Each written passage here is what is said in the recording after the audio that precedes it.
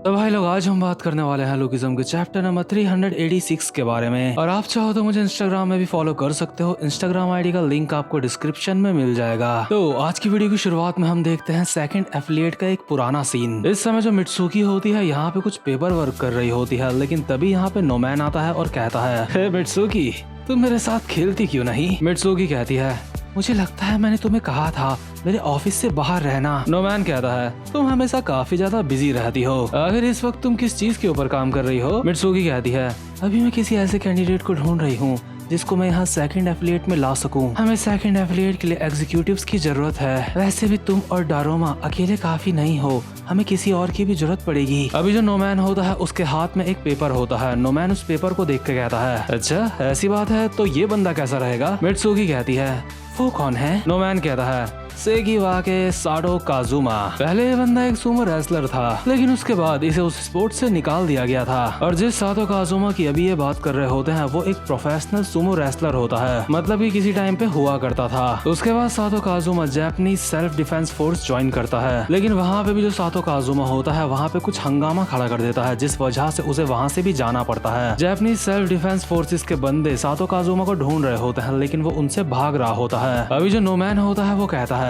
अगर ये बंदा एक सुमो रेसलर रह चुका है और साथ ही साथ में जापानीज सेल्फ डिफेंस फोर्स का भी हिस्सा रह चुका है, तो इसका मतलब ये जरूर ताकतवर होगा। मेरे हिसाब से ये बंदा एक डिसेंट फाइटर होगा, हमें इसे अपने साथ मिला लेना चाहिए। मित्सुकी कहती है, उसकी उम्र क्या है ये बात भी मायने रखती है, क्योंकि वर्कर्स के एग्जीक्यूटिव का बैच हम किसी अडल्ट को नहीं दे सकते। अगर वो कोई आदमी होगा तो हम उसे अपने साथ नहीं मिला सकते। नोमैन सातो काजुमा के पेपर को देखते हुए कहता है, चलो देखते हैं इसकी उम्र कितनी है। इसके साथ तो काफी ज्यादा करीबी मामला है, लेकिन ये फिर भी टेक्निकली कोरिया में एक माइनर ही है। इसका मतलब हम इस बंदे को अपने साथ मिला सकते हैं। तो ठीक है, मैं अपने कुछ लड़के भेजता हूँ जो इसको ढूंढेंगे। मित्सुकी कहती है, वो बात तो ठीक है, लेकिन एक बात काफी ज्यादा अजीब है। अगर ये एक प्रोफेशनल सुमो रेसलर था तो इसे वहाँ से निकाला क्यों गया? और जापानीज सेल्फ डिफेंस फोर्सेस में भी इसने ऐसा क्या करा कि इसको वहाँ से भागना पड़ा? नोमैन कहता है, यहाँ पे इसके रिकॉर्ड में कुछ लिखा हुआ है। ओह वाह, इसको तो बदतमीजी करने के लिए और कहना ना मानने के लिए निकाला गया है। तो इतना सब कुछ सातो काजुमा के बारे में जानने के बाद हम आते हैं प्रेजेंट मोमेंट में, जहाँ पे सातो काजुमा और विंजिन की फाइट हो रही होती है, यानी कि योतोको और विंजिन की। अभी जो काजुमा होता है विंजिन को अपने कंधे में उठा के दीवार में पटक देता है। अभी विंजिन की आंखें सफेद पड़ जाती है और उसके नाक से खून निकल रहा होता है। इसके बाद काजुमा कहता है, तू आखिर तू अपना मुंह इतना ज्यादा क्यों चलाता है? तू कमजोर है,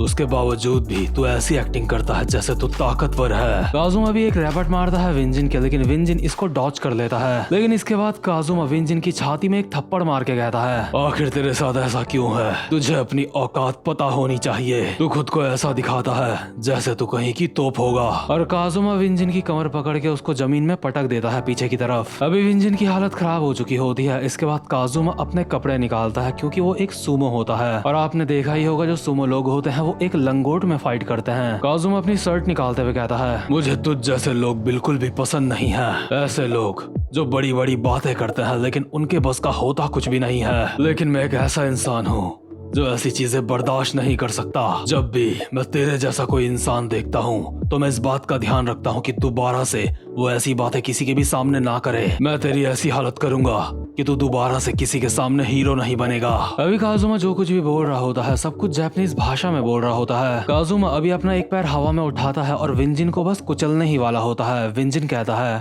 अबे रुक जा, आखिर तू ये क्या कर रहा है? लेकिन जो भारी भरकम काजुमा होता है वो अपने पैर से विंजिन का मुंह कुचल देता है। विंजिन की हालत अभी काफी ज्यादा खराब हो चुकी होती है और वो नॉकआउट हो चुका होता है। अभी क्योंकि विंजिन हिल नहीं रहा होता है इसलिए काजुमा कहता है, क्या तू बस इतने में ही मर गया? बेटे अभी तू मेरे लेवल पे नहीं है। तो इसके बाद हमें दिखाया जाता है सातो काजुमा का एक पास्ट। हम देखते हैं सातो काजुमा जापानीज सेल्फ डिफेंस फोर्सेस को ज्वाइन करता है। एक बंदा सातो काजुमा को कहता है, जापानीज सेल्फ डिफेंस फोर्सेस में तुम्हारा स्वागत है सातो काजुमा। मेरा नाम है इकेदा तोजीरो, मैं यहाँ पे तुम्हारा सीनियर हूँ। तो तुम्हारे बुरे बर्ताव की वजह से तुम्हें प्रोफेशनल सुमो से निकाल दिया गया था, है ना? तुम असल में एक फनी बंदे हो, है ना? मुझे तो ऐसा ही लगता है। चलो किसी दिन तुम और मैं एक सुमो का मैच करेंगे। इसके बाद वो दिन भी आता है जब सातो काजुमा का सुपीरियर उसके साथ एक रेसलिंग मैच करता है, लेकिन सातो काजुमा अपने सीनियर को सुमो रेसलिंग में हरा देता है। काजुमा का सीनियर काजुमा से हारने के बाद कहता है, सातो काजुमा साले हरामी, तू एक सकाई वैक रैंक का एक रेसलर है, तो मुझे तुझसे इतनी तो उम्मीद करनी ही चाहिए थी कि तू मुझे हरा देगा। हम जल्दी ही दोबारा से एक और मैच करेंगे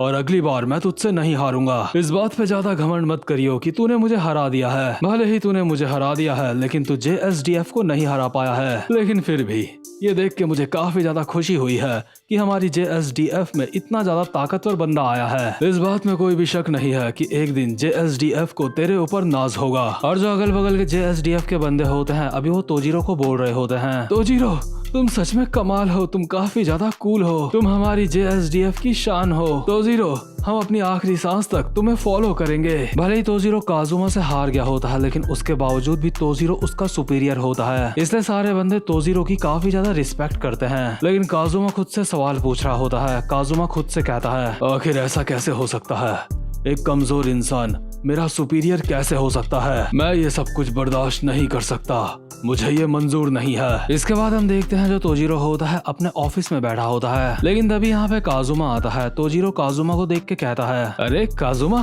तुम अभी यहाँ पे क्या कर रहे हो? काजुमा कहता है, तोजीरो आखिर तुमने ऐसा क्यों करा? तोजीरो कहता है, क्या? आखिर तुम किस बारे में बात कर रहे हो? आखिर तुम क्या? लेकिन इतने में ही काजुमा तोजीरो का मुंह पकड़ के उसको दीवार में चिपका देता है और कहता है, तू कमजोर है तो फिर तू ऐसा क्यों दिखाता है जैसे तू बहुत ताकतवर है। इसके बाद काजुमा तोजीरो को बहुत ज्यादा मारता है और यहाँ से भागने लगता है, लेकिन जो यहाँ के गार्ड्स होते हैं उनको ये सब कुछ पता चल जाता है और वो सारे के सारे काजुमा का पीछा कर रहे होते हैं। अभी काजुमा के ऊपर फायरिंग भी हो रही होती है और गार्ड्स आपस में बोल रहे होते हैं, तोजीरो के ऊपर अटैक हुआ है, सातो काजुमा हमारे बेस को तबाह कर रहा है, उसको मारो, हमें ओपन फायर करने के ऑर्डर्स मिले हैं। और सारे के सारे लोग काजुमा के ऊपर फायरिंग कर रहे होते हैं, लेकिन काजुमा यहाँ से भाग जाता है। इसके बाद हमें काजुमा की वॉइस ओवर आती है। काजुमा किसी को बोल रहा होता है, क्या मैंने उसके साथ बदतमीजी करी थी? मेरे साथ मजाक मत करो, मैंने बस उसे थोड़ा सा सबक सिखाया था। उसकी कमजोरी ही उसके दर्द का कारण बनी थी, मैंने उसको कुछ नहीं किया। और अभी हम देखते हैं जो काजुमा होता है ये सारी की सारी बातें वो मित्सुकी को बोल रहा होता है। मित्सुकी इस वक्त तक सेकंड एफिलिएट की CEO बन चुकी होती है। मित्सुकी कहती है,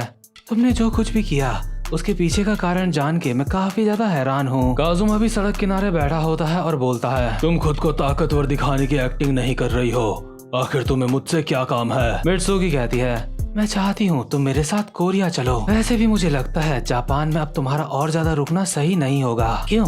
मैंने सही कहा ना? काजुमा मैं चाहती हूँ तुम मेरे साथ कोरिया चलो और वहाँ के लोगों को भी सिखाओ कि उनकी प्रॉब्लम्स का कारण उनकी कमजोरी है। चलो मेरे साथ चलो। और इसी तरह जो काजुमा होता है मित्सुकी के साथ कोरिया आ जाता है। इसके बाद हम प्रेजेंट मोमेंट में आते हैं और देखते हैं विंजिन और काजुमा की फाइट। अभी विंजिन जमीन में नॉकआउट पड़ा होता है और काजुमा यहाँ से जाते हुए कहता है, तू बहुत भाग्यशाली है कि तेरी मौत यहाँ पे होगी। लेकिन तभी विंजिन अपनी जगह से उठता है और कहता है, सच में काफी ज्यादा अच्छी नींद थी, मुझे एक नींद सो के अब काफी ज्यादा हल्का महसूस हो रहा है। काजुमा जापानीज भाषा में कहता है, क्या तू दोबारा से उठ गया? तू अब भी जिंदा है? अभी हमें यहाँ पे बताया जाता है मार्शल आर्ट जिसका जन्म जापान में हुआ। जापान का ऐसा मार्शल आर्ट जिसमें जूडो की टेक्निक यूज करना अलाउड है, साथ में कराटे टेक्निक और साथ में वो सारी टेक्निक्स जो हर जगह बैन रहती हैं। जापान का मार्शल आर्ट एक ऐसा मार्शल आर्ट है जो असली दुनिया में इस्तेमाल किया जाता है और उस मार्शल आर्ट का नाम होता है कूडो। तो अभी जैसे ही काजुमा विंजिन को कहता है, क्या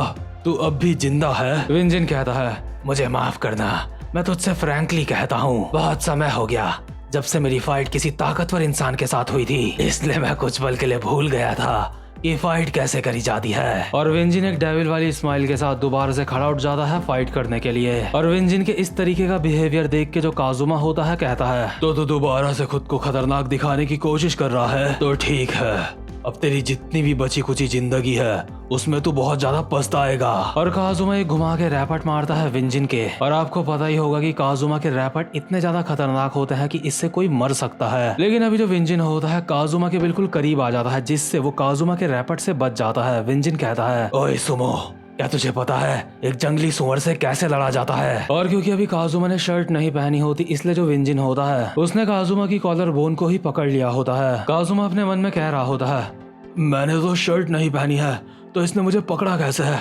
क्या इसने मेरी कॉलर बोन ही पकड़ ली है। लेकिन तभी जो विंजिन होता है अपने सर से काजुमा के मुंह पे मारता है और कहता है हम जंगली सुअर की मार मार के हालत खराब कर देते हैं। इसके बाद विंजिन 6-7 मुक्के मारता है काजुमा के पेट में और अपने एक हाथ से काजुमा के मांस को खींचते हुए कहता है पहले हम सुअर को बहुत ज्यादा मारते हैं, उसके बाद उसके मांस को बहुत ज्यादा कोमल बनाते हैं और वो मर जाता है। उसके बाद उसकी चमड़ी निकाल के उसको आग के ऊपर पकाया जाता है और विंजिन काजुमा को उठा के जमीन में पटक देता है और काजुमा की हालत अभी काफी ज्यादा बुरी हो जाती है। काजुमा अपने मन में बोल रहा होता है मुझे उठना होगा। लेकिन तभी जो विंजिन होता है काजुमा की रिब्स की हड्डियों को पकड़ता है और कहता है तू जानता है इसके बाद उस सुअर के साथ क्या होता है? इसके बाद वक्त होता है उस सुअर को खाने का। और अभी जो विंजिन होता है अपने हाथों से काजुमा की रिब्स को तोड़ देता है। काजुमा भी हैरान होकर अपने मन में बोल रहा होता है ये मुझे तोड़ रहा है, ये मेरी सारी की सारी हड्डियां तोड़ रहा है, मैं नहीं जीत सकता, मैं इस इंसान से नहीं जीत सकता। अभी जो विंजिन होता है काजुमा के बगल में बैठ के बोल रहा होता है साले हरामजादे,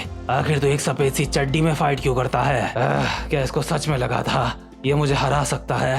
खैर जो भी हो अब ये सब कुछ खत्म हो गया है तो ठीक है, अब वक्त है घर चलने का।